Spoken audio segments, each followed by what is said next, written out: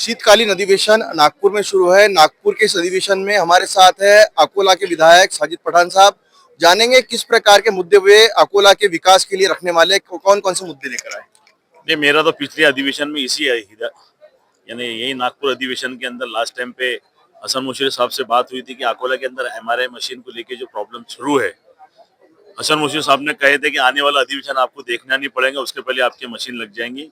तो आज ही मैं सभापति से मिलकर आया और उनसे बात हुई। कल औचित्य के अंदर मैं मुद्दा उठाने वाला हूँ कि भाई क्यों ऐसा अन्याय, क्यों मैं मेरे घर के लिए तो कोई आपने को साफ सफाई की मशीन नहीं मांग रहा हूँ। मैं जनता के लिए, जो जनता के भरोसे आप यहाँ गद्दियों के ऊपर बैठे हैं, जो मंत्रिमंडल तय हुआ है जनता की सुरक्षा के लिए, अब उसके लिए तुम एक एमआरआई मशीन एक साल भर में उपलब्ध नहीं करा सकते, तो आपका काम करने का तरीका कितना अच्छा है। मैं कल पूछूंगा मुशर्रफ साहब से, मुशर्रफ साहब आपके मतदार संघ के अंदर आपने लोगों के लाखों ऑपरेशन करवाए, आपके मतदार संघ के अलावा लोग इंसान नहीं रहते, लोगों की प्रॉब्लम नहीं है। और मेरा इलाका गरीब है, मैं जिस क्षेत्र से आता हूँ वहाँ पे अति पिछड़े लोग हैं, बहुत सामान्य लोग हैं, जिंदगी जी रहे हैं, और वहाँ एमआरआई के लिए 8-9 हजार रुपये खर्चा नहीं कर सकते, इसलिए लोग गुहार लगा रहे।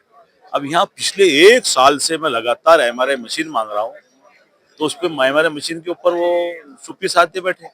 तो कल मैं औचित्य में मेरा मुद्दा है, कल मैं बहुत जोर से वो विषय उठाऊंगा। और मेरे अकोला शहर के अंदर गटर योजना लागू कराकर पूरा अकोला खोद के डाल दिए, उसके ऊपर 735 करोड़ रुपए का जो आराखड़ा तैयार हुआ था कि रोड हम बना के आपको देंगे, रोड तो नहीं बन रहे, उल्टा रोड टूटते चले जा रहे हैं, गटर योजना बिछती चले जा रही है। उसके बाद में वो रोड बनाएगा कौन। ये बहुत सारे विषय है, लेकिन प्रॉब्लम ये है कि ये 6 दिन का सत्र है और 6 दिन के अंदर हमें कितना मौका दिया जाता बात करने के लिए। या विपक्ष का जब अध्यक्ष घोषित नहीं किए जा सकते, तो विपक्ष वालों को बोलने का मौका क्या दिए जाएंगे। बड़ी उदासीनता है, पता नहीं अब क्या होने वाला है। क्या कहेंगे कि किस प्रकार से ये जो मुद्दे हैं, आपने जो मुद्दे रखे, कहीं ना कहीं ऐसा लगता है विपक्ष के लोगों को न्याय नहीं मिल पाता है। वो लोग सिर्फ बोलते हैं लेकिन उनके मुद्दे पूरे नहीं होते। ये मुझे ऐसा लगता है कि विपक्ष के लोगों के साथ में सौतेलापन किया जा रहा है, कि वो चाहते ही नहीं कि विपक्ष की कोई बात सुनी जाए, ताकि विपक्ष कल को जिंदा ना रहे।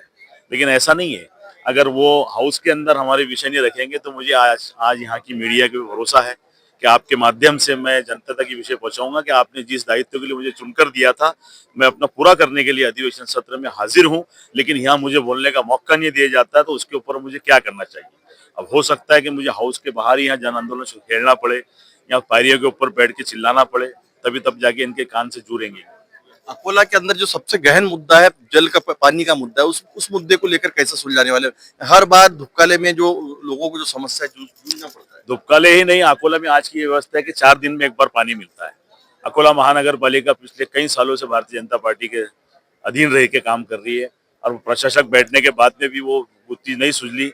आज भी लोगों को टैक्स के माध्यम से इतना टैक्स वसूला जाता है, कभी कभी ऐसा लगता है कि अपना 2 चक्के लगा के महानगर पालिका में घर जमा करा देना चाहिए।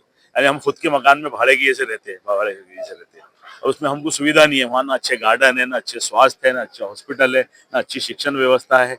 अकोला शहर पूरी तरह मर चुका है, क्योंकि पिछले 35 सालों से भारतीय जनता पार्टी के आमदार खासदार वहाँ राज कर रहे थे। मैं पहली बार चुनकर आया, साल भर के अंदर जो मुद्दे समझे मैंने रखा हूँ, लेकिन साल भर के अंदर कोई मुद्दों के ऊपर पाठ पुरावा नहीं हो पा रहा है।